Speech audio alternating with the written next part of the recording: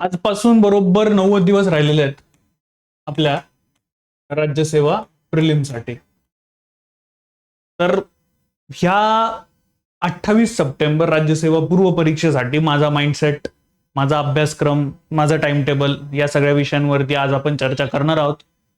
प्रथमतः तुम्हा सगळ्यांचं स्वागत आणि तुम्हा सर्वांना परीक्षेसाठी खूप साऱ्या शुभेच्छा आमच्या सर्व फॅकल्टीज कडनं. मित्रांनो, बघा आता म्हणजे मला जो मुद्दा सर्वात पहिल्यांदा प्रकर्षानं जाणवतो तो आधी इथे मांडतो. एक म्हणजे जेव्हा हातात वेळ कमी असते ना तेव्हा आपण चिंताग्रस्त होतो आणि घाईघाईनं स्वतःचं टाइम टेबल बनवतो. हे असं टाइम टेबल त्याच्यात आपण अभ्यासक्रम पूर्ण करत नाही. आणि दुसरं महत्वाची गोष्ट ते म्हणजे लिमिटेड रिसोर्सेस आणि चुकीच्या ठिकाणाहून वाचतो. यामुळं होतं काय, तुमचा वेळ वाया जातो आणि दुसरं म्हणजे यातनं पोस्ट निघण्याची जी प्रोबॅबिलिटी आहे ती प्रचंड कमी आहे. म्हणजे या चुका आहेत बेसिकली. सिलेबस कंप्लीट नाही केलेला आहे आपण, PYQs कडे लक्ष नाही दिलेलं आहे आपण, रिव्हिजन व्यवस्थित नाही केलेली आहे, तर ते घाईघाईनं पुढे जाण्यात मजाच नाहीये काही. मग आता या व्हिडिओचा उद्दिष्ट काय, तर बाबा रे सगळ्यात पहिल्यांदा ते म्हणजे ऑप्टिमिस्टिक आणि प्रॅक्टिकल अप्रोच आपल्याला ठेवायचा आहे आणि आपल्याला आपला अभ्यासक्रम पूर्ण करायचा आहे. त्याच्यात आपली उजळणी झालीच पाहिजे आणि त्यासाठीचा प्लॅन. आणि सगळ्यात महत्वाचं जे मला वाटतं की PYQची आपली जोरदार प्रॅक्टिस झाली पाहिजे. जर हे उद्दिष्ट कंप्लीट होत असेल ना तर प्रिलिम्स मध्ये पास होण्याचे चान्सेस जास्त वाढतात. माझं मत आहे की ज्या वेळेला पॅटर्न चेंज होत असतो ना त्यावेळेला पास होण्याची प्रोबॅबिलिटी वाढते, कारण तो पॅटर्न सगळ्यांसाठीच नवीन असतो. त्या वर्षी पास होण्याची प्रोबॅबिलिटी जास्त असते कारण सगळ्यांच्याच मनात धाकधूक असते. त्यामुळे you are one of them की ज्यांचा पॅटर्न चेंज होतोय. आता MPSC MCQ mains, MPSC MCQ mains, राज्यसेवेची मेन्स जी MCQ होती ती आता वर्णनात्मक होते. त्यामुळे मग आता तुमची पास होण्याची प्रोबॅबिलिटी जास्त आहे. एफर्ट जास्त टाका, हे माझं तुम्हाला सगळ्यांना नक्की सांगणं असेल. पहिल्यांदा मला तुम्हाला सगळ्यांना ॲश्युअर करू दे की पोरांनो, सफिशियंट टाइम हातामध्ये आहे. बिलकुल वेळ झालेली नाहीये, पाणी तर डोक्यावरून बिलकुल गेलेलं नाहीये. खूप छान वेळ हातामध्ये आहे. तुम्ही UPSC टॉपर्सचे पण बरेच इंटरव्ह्यू जर बघितलेले असतील तर ते पण तुम्हाला सांगतील की आम्ही साधारण 70-75 दिवस आधी व्यवस्थित प्रिलिम्सचा डेडिकेटेड अभ्यास चालू केला आणि आम्ही पास झालेलो आहोत. त्याच्यामुळे मला तुम्हाला रेस्ट ॲश्युअर्ड की तुम्ही एकदम निवांत राहा. तुमच्या हातामध्ये वेळ आहे. ह्याचा अर्थ असाही नाही की निवांततेत आता अभ्यास द्या सोडून, असंही नाहीये.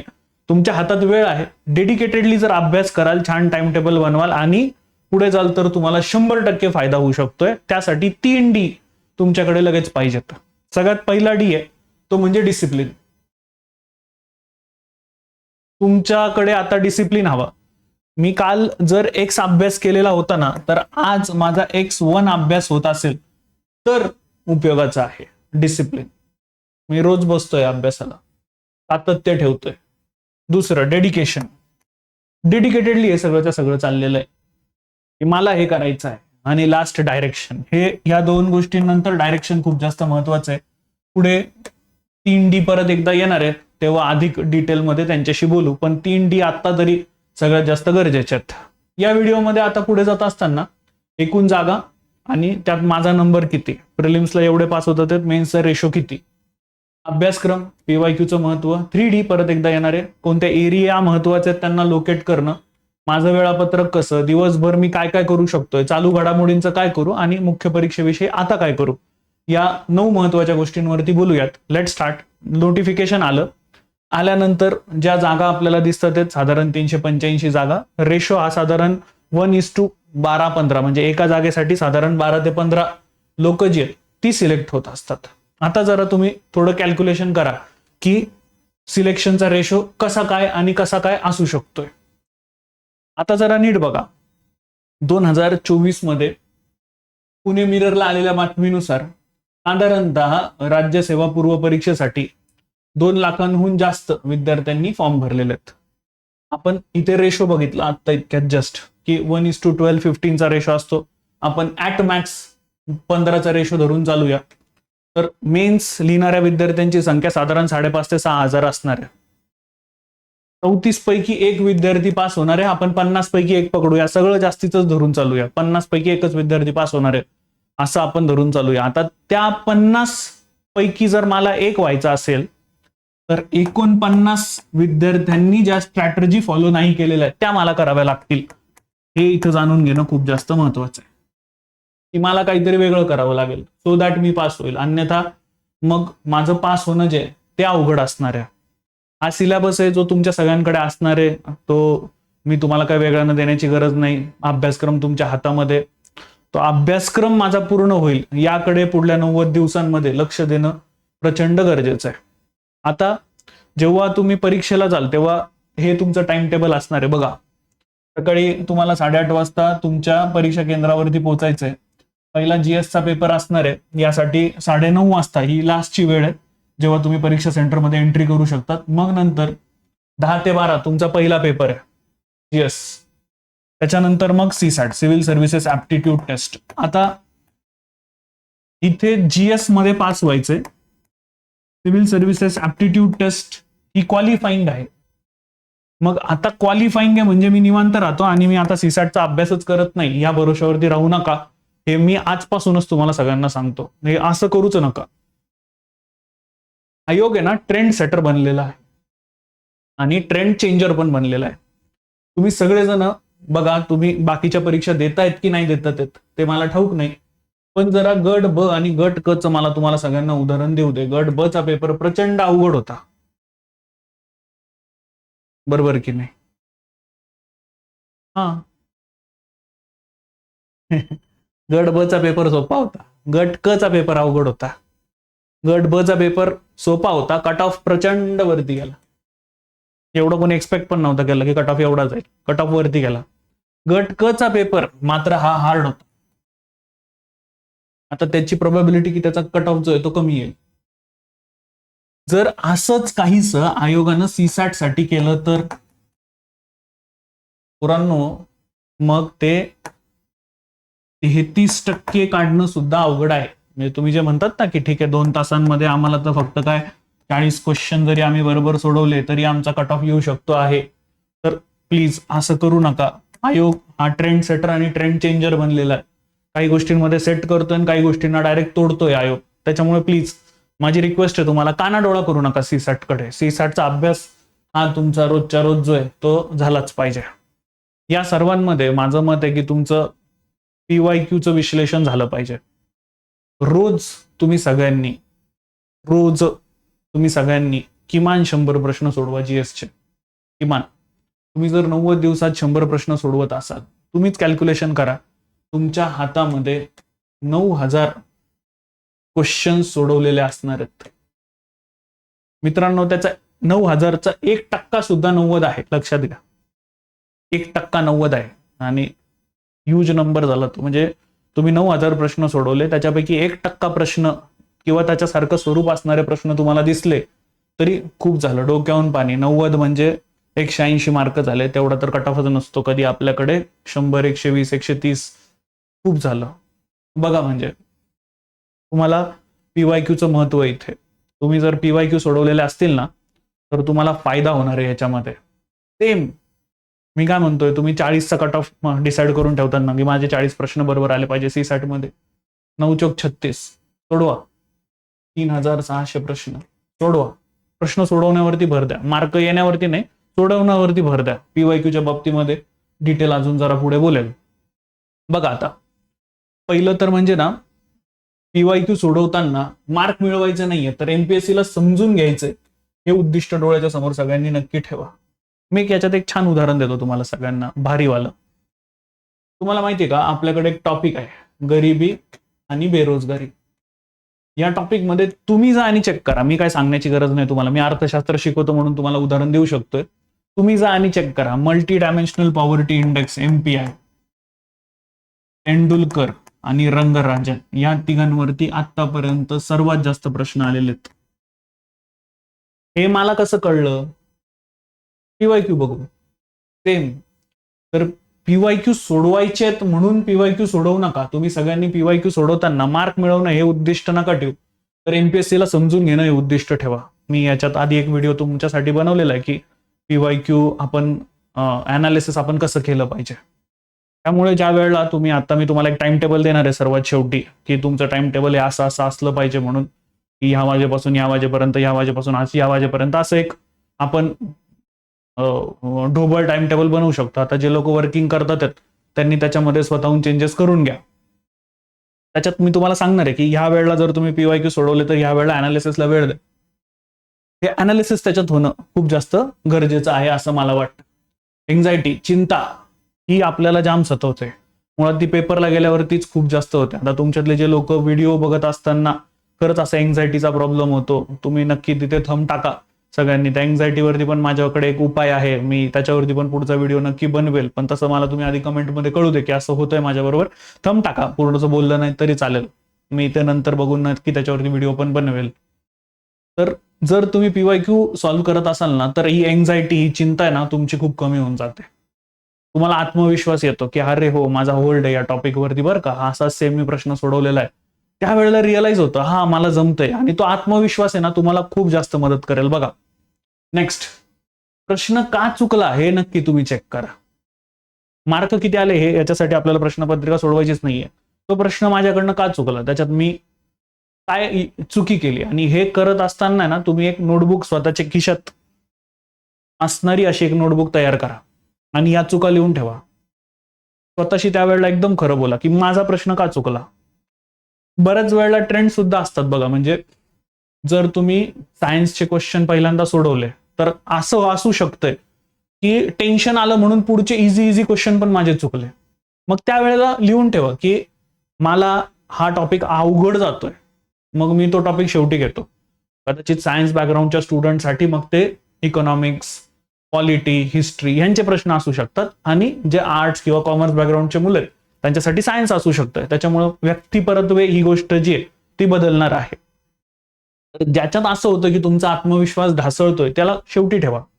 राज्यसेवा पूर्व परीक्षेमध्ये ही एक छान गोष्ट होते की तुम्हाला 2 तासात 100 प्रश्न सोडवायचे. त्यामुळे मी तुम्हाला लिहून देऊ शकतो की 10 ते 11 हा तुमचा पूर्ण पेपर सॉल्व्ह होऊन जाणार आहे. पुढचा 1 तास तुम्हाला मिळणार आहे की ज्या प्रश्न तुम्हाला वाटतंय ना की याच्यात गडबड होतीये त्याला गोल करून ठेवा आणि व्यवस्थित वाचायला तुम्ही त्याला वेळ देऊ शकणार आहात.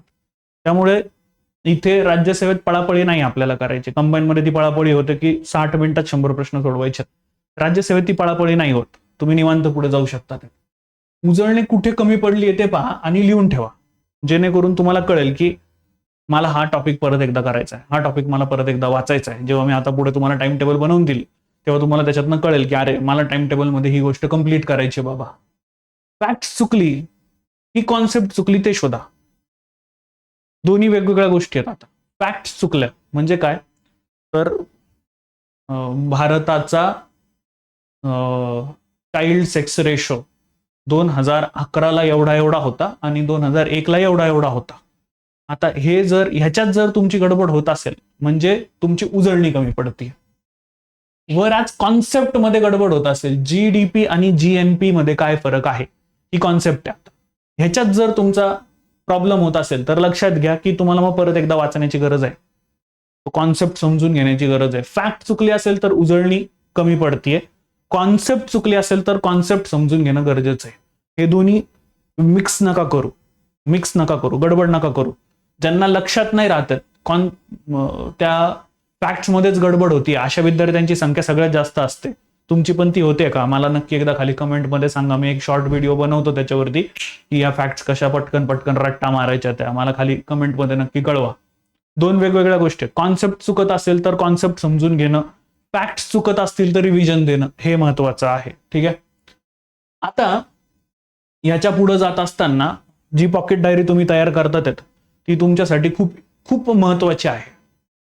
तुम्हाला 28 सप्टेंबरच्या आदल्या रात्री आणि 28 सप्टेंबरला परीक्षा केंद्रात जात असताना ही पॉकेट डायरी मदत करणार आहे. तुम्हाला रस्ता सांगणार आहे की तुझा रस्ता आजचा काय आहे. तुम्ही लिहून ठेवलेल्या चुका आहेत त्या ज्या तुम्हाला तिथे नाही करायच्यात. त्यामुळे ही पॉकेट डायरी खूप महत्वाची आहे. ही पॉकेट डायरी आणि तो पेन तुमच्या खिशात असलाच पाहिजे. ह्या तुमच्या चुका आहेत ज्या तुम्हाला तिथे जाऊन नाही करायच्यात. जर तुम्ही ह्या चुका तिथे जाऊन नाही केल्या 100% तुम्हाला फायदा होणार आहे. पण त्या चुका त्याच्यासाठी लिहून ठेवा आणि रोज नवीन चुका करा. काल जी चूक केली होती ती आज नाही झाली पाहिजे. रोज नवीन चुका करा म्हणजे 28 सप्टेंबरला तुमच्या हातून चूकच होणार नाही. नेक्स्ट, पुढे जात असताना ह्या 3D वरती मी आधी होतो, आता परत येतो. पहिला डी आता तुम्हाला इथून पुढे कळलेला आहे की डिसिप्लिन. मी आता अभ्यास करत आलेलो आहे. आता हा डिसिप्लिन पुढे कंटिन्यू करायचा आहे. हे पुढे गेलंच पाहिजे. हे 90 दिवस माझ्यासाठी महत्वाचे. एकदाच अभ्यास करून आहे ना, हे सगळं एकदाच लाकूड फोडून टाका आणि या विशियस सायकल मधनं बाहेर पडा. एकदाच काम करा. परत परत परत परत तेच प्रिलिम्स मेन्स इंटरव्ह्यू, ते सापशिडीचा खेळ बंद करून टाका. आता एकदाच पास व्हा आणि बाहेर पडा याच्यात.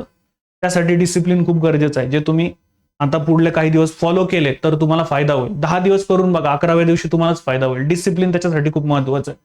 दुसरं डेडिकेशन. रोज स्वतःला सांगा की मला अभ्यास का करायचा आहे, नाहीतर पंचवार्षिक योजना होईल. त्याच्यासाठी मग डिसिप्लिन खूप महत्वाचा. आणि आता डायरेक्शन. जर तुम्ही पुढली 10-15 दिवस हे सगळं व्यवस्थित फॉलो केलं ना, हेच डायरेक्शन तुम्हाला पुढे घेऊन जाईल. तुम्हाला ती वही वाचल्यानंतर कळत राहील की मी कुठे चुकतोय.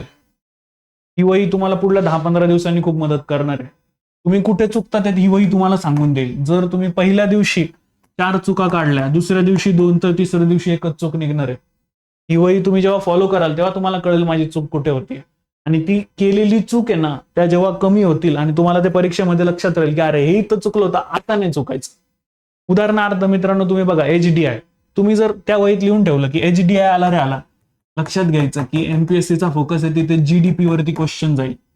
पण HDI कधीच जीडीपी वरती फोकस करत नाही, तो इन्कम वरती फोकस करतो. हे वाचल्याशिवाय नाही कळणार. अजून एक महत्वाची गोष्ट, पुरस्कारांवरचे प्रश्न तुम्ही नीट बघा. जर एखादा व्यक्ती वारला असेल, मग तुम्ही वर्गीस कुरियन साहेबांवरती आलेला प्रश्न घ्या किंवा MS स्वामीनाथन साहेबांवरती आलेला क्वेश्चन घ्या. तुम्ही बघा एमपीएससी वारलेल्या व्यक्तींवरती पुरस्कारांवरती जाते. हे कधी कळेल? जेव्हा आपण क्वेश्चन पेपरचं अनालिसिस करू. हे जेव्हा तुम्ही रोज कराल ना, तेव्हा तुम्हाला कळायला लागेल की अरे यांना काय पाहिजे, हे तेव्हाच कळेल. त्याच्या आधी तुम्हाला नाही कळू शकणार आहे की त्यांना काय हवंय. नेक्स्ट, वाचणं आणि उजळणी करणं. रीडिंग आणि रिव्हिजन. बघा, जर मार्क देणारे तुम्हाला विभाग सापडले ना, की अरे हा मार्क देणारा विभाग आहे, याच्यावरती क्वेश्चन येतोय, हा विभाग मी व्यवस्थित केला, मला मार्क मिळतात. मी इकॉनॉमिक्स मध्ये माझ्या पोरांच्या बाबतीत तेच आहे. तुम्ही बघा परीक्षा झाल्यानंतर इकॉनॉमिक्स मध्ये 12-14 प्रश्न आले की त्याच्यातले 8-9-10 प्रश्न आपलेत. का? आपल्याला मार्क देणारे विभाग कळालेले. सेम तसं इतर विषयांचे शोधा, मार्क देणारे हे विभाग आहेत, हे विभाग मी व्यवस्थित करेल, बरोबर मला मार्क मिळतील. माझं टार्गेट मला अचीव्ह करायचंय. प्रिलिम्स मध्ये गो थ्रू करायचंय मला, फक्त मेन्स मला पोस्ट काढून द्यायला मदत करणार आहे. त्याच्यामुळे मग ते विभाग सापडवायचे. आणि हे खरंच आहे की एमपीएससी परत परत परत परत परत परत परत परत त्याच विभागांवरती क्वेश्चन विचारते. त्यांच्यावरती विचारते ते विभाग व्यवस्थित करायचे. मी तुम्हाला एक अजून ह्याच्यातली एक आयडिया देतो. बघा, तुम्ही नॅशनल इन्कमचा टॉपिक उघडा, तुम्हाला जीडीपी मध्ये, GNP मध्ये तुम्हाला क्वेश्चन दिसतील आणि ते रिपीटेड आहेत. प्रिलिम्स आणि मेन्सला सुद्धा जा आणि चेक करा तुम्ही. त्यांच्या फरकावरती क्वेश्चन आहे, त्यांच्या प्रकारांवरती क्वेश्चन आहेत. मग जे एरिया एमपीएससी रिपीट करते ते आपण व्यवस्थित करूया ना, मार्क भेटतील आपल्याला. At the end of the day mark मिळण्याशीच मतलब आहे ना. नेक्स्ट, यासाठी मित्रांनो PYQ सोडवणं खूप जास्त गरजेचं आहे. हे 4 विभाग मला खूप महत्वाचे वाटतात. पॉलिटी, इकॉनॉमिक्स, हिस्ट्री आणि जॉग्राफी, एन्व्हायरमेंट. ह्याच्यावरती तुम्ही पुढल्या 90 दिवसांमध्ये जास्त भर दिला पाहिजे. कारण प्रॉब्लेम हा होतोय ना, सायन्सच्या बाबतीमध्ये तुम्ही जा आणि चेक करा, आयोग काहीतरी ट्रेंड चेंजरच बनलेला आहे. मग त्यावेळेला सायन्सचं सगळं बेसिक व्यवस्थित केलं तरी मोर दॅन सफिशियंट आहे. करंट अफेअर्स तर आपण रोजच करतोय, बरोबर, ते रोज करायचं पण आहे. पुढे जाऊन मी त्याच्याबद्दल बोलणार पण आहे. आता मग पुढल्या काही दिवसांसाठी ना, माझं टाइम टेबल जे तुम्हाला इथे आता समोर दिसतंय, हे काहीसं असं असू शकतंय. बघा, 10 दिवसांसाठी, 10 डेज साठी मी वेळ देईल भारतीय अर्थव्यवस्था आणि माझं बजेट इकॉनॉमिक सर्वे. त्याच्यावरती पुढे आता PW वरती फ्री क्लासेस पण होणार आहे. मग याच्यासाठी जर तुम्ही मराठी देसले व्यवस्थित करत असाल, बजेट इकॉनॉमिक सर्वे व्यवस्थित करत असाल, तर तुम्हाला महाराष्ट्र आणि भारत दोघांचाही बजेट इकॉनॉमिक सर्वे व्यवस्थित करायचा आहे. इंग्रजीमध्ये तुम्ही वाचत असाल तर मग 11वी-12वीचा NCERT किंवा रमेश सिंग. आता रमेश सिंगचा इंग्रजीचा प्रॉब्लेम हा आहे की ते UPSC फोकस्ड आहे. UPSC ला कॉन्सेप्च्युअल क्लॅरिटी गरजेची, आपल्या एमपीएससी ला नाही. आपली एमपीएससी खूप फॅक्च्युअल आहे. ठीक आहे. नेक्स्ट 15 दिवस मी भूगोल आणि पर्यावरणाला देईल. त्याच्यानंतरचे 10 दिवस मी नागरिकशास्त्र, ग्रामव्यवस्थेला देईल. ग्रामव्यवस्थेवरचे क्वेश्चन वाढतात. 15 दिवस मी सामान्य विज्ञानासाठी देईल. ह्याच्यात तुम्ही तुमच्या अकॉर्डिंगली वेळ वाढवू शकतात. त्याचे 15 दिवस पुढचे मी आधुनिक भारत करेल. आता प्रॉब्लेम हा आहे की एन्शियंट, मिडेवल आणि मॉडर्न ह्याच्यामध्ये आता आपल्या हातामध्ये जो वेळ बघता आपण जर मॉडर्न वरती जास्त फोकस केला तर मार्क मिळण्याची प्रोबॅबिलिटी वाढेल. ठीक आहे, बाकी it is of course all yours की तुम्ही कशावरती वेळ देतात. यासाठी मी आता जर आपण तुम्ही वरती नीट बघाल तर हे साधारण 65 दिवसांचं आहे. 15 × 15 15 × 2 = 30 15 × 3 = 45 45 आणि 10 55 आणि 10 65 दिवसांचं मी टाइम टेबल बनवलेलं आहे. तुमच्याकडे तरी बफरमध्ये 10-15 दिवस आरामात हातामध्ये राहतात की ज्याच्यात तुम्ही व्यवस्थित जर समजा काही मागं पुढं झालं तर तुम्ही स्वतःला मॅच करू शकाल. मी बफर ठेवलेला आहे टाइम. ठीक आहे, म्हणजे आता इथून बघा तुम्ही जर पुढे जात असाल तर साधारण बफर दिवस हा तुम्हाला 20-25 दिवसांचा मिळतोय हातामध्ये. त्यात तुम्ही जर एखादा विषय तुम्हाला वाटत असेल कव्हर करायचा तर तो करू शकता. करंट अफेअर्स मी तुम्हाला सगळ्यांना सांगेन की तुम्ही रोज करा, डेली वेळ द्या, डेली वेळ द्या. त्याच्याबद्दल आता पुढच्या स्लाइडवरती मी बोलणार आहे. आणि सीसॅट सुद्धा आपल्याला रोज करायचंय, डेली करायचंय, त्याच्याशिवाय नाही होऊ शकत आहेत गोष्टी. चालू घडामोडी बघा मित्रांनो, खूप मस्त सांगतो तुम्हाला, साधारण 12 महिन्याच्या चालू घडामोडी आपल्याला करायच्या. आता हे करत असताना परीक्षेची तारीख जर 28 सप्टेंबर आहे, याचा अर्थ 45 दिवस आधी आपण नवीन काही नाही वाचलं तरी चालणार आहे. मग सप्टेंबरचा अख्खा महिना गेला, ऑगस्टचे 15 दिवस गेले, बरोबर. म्हणजे आता साधारण ऑगस्टच्या 10 पर्यंत आणि त्याच्या आधीचे 12 महिने म्हणजे ऑगस्ट 24 ते ऑगस्ट 25 माझी ही ड्युरेशन पाहिजे करंट अफेअर्सची. आता हे मी करतोय ना तर सरळ साधं आणि फुकटमध्ये तुम्हाला सोर्स सांगतो. PWच्या आपल्या टेलिग्राम चॅनलवरती जा, तिथे तुम्हाला मंथली मॅगझिन फुकटमध्ये भेटून जाईल. उचला ती, साधारण 80 पानांची मॅगझिन आहे. ठीक आहे, मी काय म्हणतोय, तुम्ही डेली 1 तास देतात. 1 तासामध्ये बघा आता 80 पेजेसची मॅगझिन आहे आणि मला मागचे 12 महिन्याचे मॅगझिन कंप्लीट करायचे, बरोबर. 12-0-0 12-5 12 72 12 7 84 12 8 96 960 पेजेस आहेत टोटल. ठीक आहे, डेली तुम्ही जर ह्याच्यामधनं किमान 12 पेजेस जरी वाचायला घेतले ना 1 तासामध्ये, तरी तुमचे 12 महिन्याचे मॅगझिन हे रिवाइज करून कंप्लीट होतात. साधा हिशोब, 12 पेजेस डेली करायचे, जास्त नाहीच करायचे.